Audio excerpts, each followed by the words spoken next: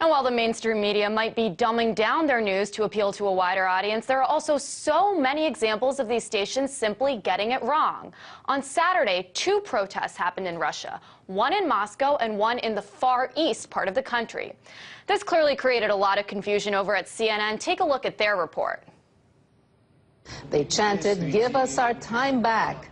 Russian President Dmitry Medvedev wants to further cut the time difference between the region and Moscow to resolve transportation and communications issues. While the news anchor is reading a story about the protests taking place in the Far East over the time zone change, viewers are seeing these pictures where you can clearly see the Kremlin in the background. Whoever pulled that video didn't seem to be looking at it too closely. So how could a mistake like this happen? Could CNN accidentally say that a protest was happening in Washington, D.C. that was really happening in Indiana and expect to get away with that? Well, joining me to help discuss this is filmmaker and journalist Danny Schechter. So, Danny, I know you used to work for CNN. I'm sure there are people there who pull the video. I'm assuming there's probably a producer that watches it. Then there's the anchor that reads the story and the people in the control room who are airing the video. Do you mean to tell me that none of those people noticed the Kremlin in the background? I mean, how is that possible? Well, I think that, first of all, there have been cutbacks at all the networks. So the people who were researchers or fact checkers are sort of gone. Now people just go to Google, and they get the same information. But often that information, it could be very, not only inaccurate, but it also could be very repetitive and even wrong. So there's nobody minding the store in many ways. All the networks are trying to do more with less money, fewer people, and in some cases less intelligence, because they're all imitating each other. I think that's why a new study that came out this week shows that for the first time, half of the people are getting their news from the internet, not from television. This is the first time that the number has been that big. So you see a defection from mainstream media in many cases, because viewers feel they're being talked down to and treated as if they're dummies. But Danny, what about common sense? I mean, should these news networks start giving out an IQ test when they're looking to hire people? I mean, you would think that even the viewers could tell that this wasn't the right stuff. Well, somebody told somebody to get, some footage from Russia, a recent report on a protest in Russia. They went and saw Russia protest and slapped it on the air without really looking at it first or realizing that the story was not the story that they were showing. And this, I think, happens a lot. Often, in some ways, what's also happening, is that stories are really reduced to symbolic components. So you really have graphics defining what the story is, not real visual information. In some ways, radio is more visual than television in some respects, in terms of how stories are described. These stories, the same footage coming from the same sources, repetitively and repetitiously, I think just becomes part of the tune-out that we're seeing in television. Right, and it seems like there's so much competition these days between the channels. Everyone's trying to find the most interesting, outlandish story that no one else is reporting on. Another funny example I thought of is when Fox reported that the LAPD bought these jetpacks that could make police officers fly up to 60 miles per hour, even though the LAPD hadn't bought a new squad car in years. Someone at Fox apparently found the story on an obscure blog that actually has a screaming monkey baby as its mascot. I mean, seriously, are there no fact checkers over there? Do these channels really not have enough money to employ people to read the stuff over? How does stuff like that make it onto the air? Sometimes people just say, well, it's television, nobody's really paying attention, which is increasingly true because fewer people are watching.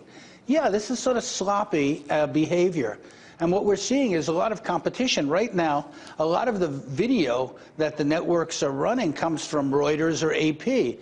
Now, Reuters is setting up a new agency to compete with the AP, and many agencies are dropping the Associated Press, which has a 150-plus year track record of trying to be accurate and all the rest of it, because the price point is a little bit more expensive than the new Reuters service. So in trying to conserve money, often what happens is content is affected. We're seeing this over and over again. These little incidents are, you know, maybe point out what seems to be kind of stupid. But it's the regular coverage that really is stupid, and that's what the problem is. And I want to talk to you about another thing that's making news. Today is the 5-year anniversary of YouTube. YouTube definitely revolutionized the way news is delivered around the world, especially when it comes to bloopers or mess-ups. Now this stuff lives forever online. I read a stat that says YouTube views exceed 2 billion every single day. That's practically double the primetime audience of all 3 major U.S. broadcast networks combined. How do you think YouTube has changed things, and how will that affect the mainstream media, Danny? Well, first of all, the mainstream media has its own blooper shows and shows this kind of footage, you know, over and over again, because they know it's quirky and it sort of plays down to the audience not being really primed to be interested in major stories in many cases. And so these stories are kind of diversions that become the news.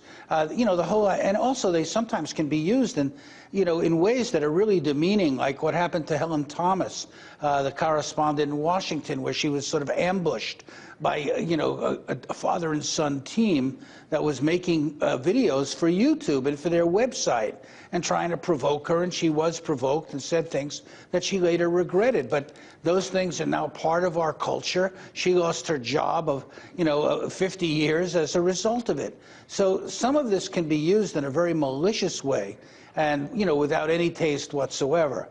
And unfortunately, that's becoming more common.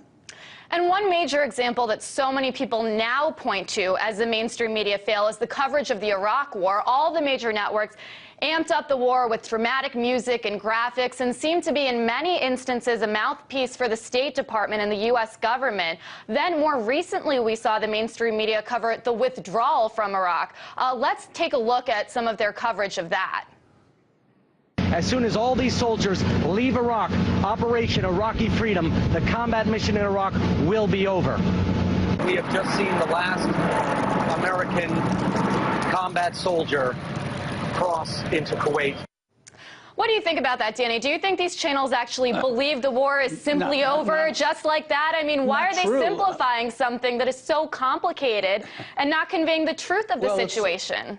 It's very simple. A week later, there was a violent upsurge in Baghdad, and American troops were sent in, from bases that were supposedly no longer combat bases to fight with the Iraqi troops against the people who were assaulting them. So, they're there, and if there's a fight to be had, they will be thrown into it no matter what you call them.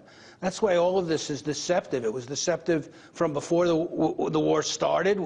The talk of WMDs, it was dramatized beyond reality, during the so-called active phase of the war, and it's continuing now. Most Americans don't really have basic facts of what happened, 1 million people dead and the like, in Iraq. Instead, the focus is always AAU. All about us, about our soldiers, never about the people of Iraq. Yeah, it's kind of funny to take a look at some of these examples, but then in the more serious ones, it's almost a little bit scary. Filmmaker and journalist Danny Schechter.